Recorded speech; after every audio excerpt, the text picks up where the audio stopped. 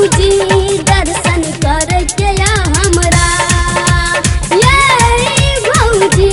दर्शन करके या हमरा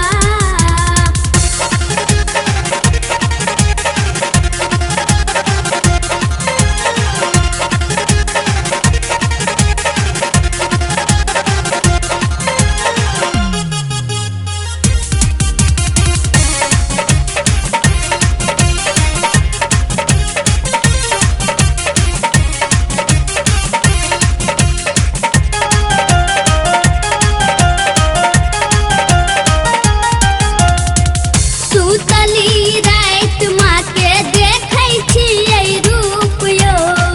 सहले सोहाइत नहीं आए हन के भूख यो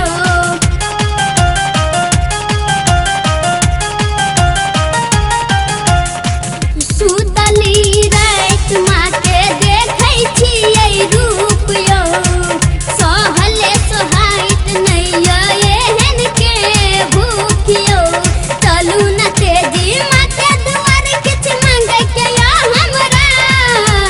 चलू न तेजी माँ के दुआर किछ मांगे के या हमरा ये भौजी दर्शन करे के या हमरा ये भौजी दर्शन करे के या हमरा